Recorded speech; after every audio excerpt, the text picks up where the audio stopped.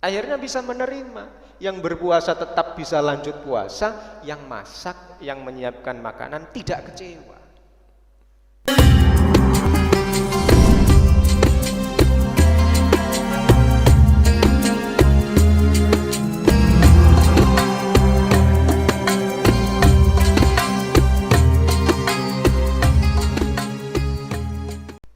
Orang yang malamnya itu karena untuk zikir kepada Allah, untuk sholat, untuk tahajud, untuk baca Quran di waktu malam, itu digambarkan simahum fi wujuhihim min asaris sujud. Ada tanda di wajahnya itu bekas sujud. Tolong ini jangan dipahami kalau bekas sujud itu mesti jidatnya hitam. Jangan dipahami begitu. Dulu itu karena masjid zamane Kanjeng Nabi niku mboten keramikan kaya zaman sakniki. Yes tanah. Orang kalau rajin sujud di waktu malam, pagi harinya itu kelihatan di sini masih ada bekas tanahnya. Itu ada satu riwayat menjelaskan begitu. Ada juga riwayat yang lain mengatakan bekas sujud itu tidak di dunia, tapi nanti di akhirat. Dengan mengkomparasikan ayat simahum fi wujuhihim min athari sujud itu dengan ayat yauma tabyaddu wujuh wa taswaddu wujuh. Ada itu ayat yang bunyinya begitu. Ya nanti di akhirat itu orang yang pernah bersujud kepada Allah ada bekasnya, ada cahayanya berseri-seri. Nggih. Itu satu pendapat lagi. Pendapat yang ketiga, ulama niku menjelaskan simahum fi wujuhihim min athari sujud niku adalah wajahnya itu pucat. Kenapa? Karena selama malam itu dia melewatinya dengan berzikir, meminta ampunan Allah. Wedi karo siksane Gusti Allah. Sehingga wajahnya itu terlihat pucat. Terlihat apa? Pucat. Kalau sudah takut sama siksanya Allah, maka paginya itu mau melakukan hal yang menyimpang itu tidak berani. Arep ngapusi gak wani, arep ngiloki wong gak wani. Apa maneh ngelakoni dosa-dosa sing rada gedhean, ya mbuh nyolong, ya mbuh lain-lainnya, kan begitu. Sehingga tidak berani. Sehingga wajahnya itu terlihat pucat. Begitu. Kalian bisa lihat, saya melihat fotonya almarhum Ki Hamid Pasuruan. Itu kan menunduk begitu kan, sangat ceria, menunduk. Berbeda dengan orang sekarang, mengklaim dirinya sunnah. Nggih, jenggote dawa, bathuke ireng. Tapi meripate nih gitu. Matanya itu menunjukkan sebuah keberingasan. Sampai bisa lihat itu. Saya banyak mempelajari di media sosial itu. Wajahnya diklaim niru wajahnya Kanjeng Nabi. Napa jenggotan, bathuke ireng kan ngoten. Tapi wajahnya beringas. Ini yang tidak bisa saya terima kalau itu adalah sunnahnya Nabi. Nabi itu kan terkenal itu murah senyum, basam, wajahnya itu ceria begitu kan. Kalau wajah beringas itu bukan wajahnya Nabi. Nggih. Banyak riwayat yang menjelaskan itu. Jadi matanya beringas melihat orang lain kok salah semua gitu, yang benar dirinya sendiri. Nanti yang masuk surga dirinya sendiri, kok berani gitu ya.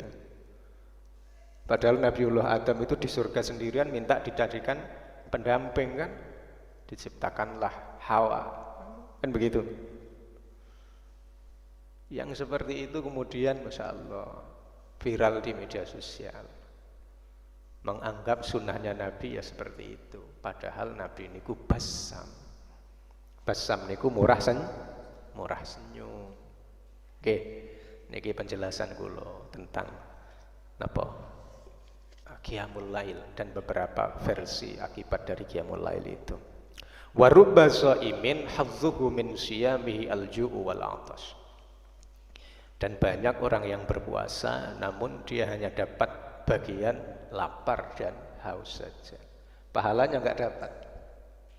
Bisa jadi karena memang dia tidak menjaga lisan. Bisa jadi dia itu tidak menjaga anggota tubuh yang lain.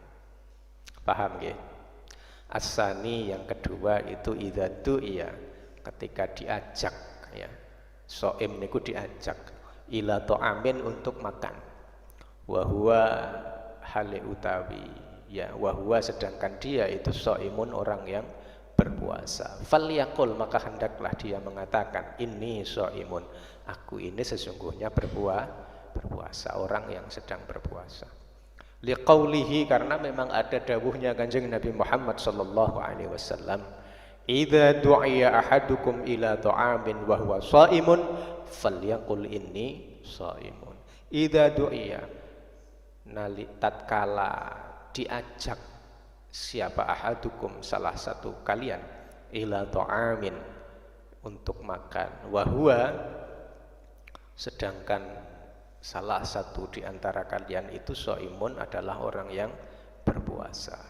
Maka bagaimana? Falyakul hendaklah dia mengatakan inni shaimun, aku ini sesungguhnya adalah orang yang berpuasa. Akhrajahu Muslim, dikeluarkan oleh Imam Muslim.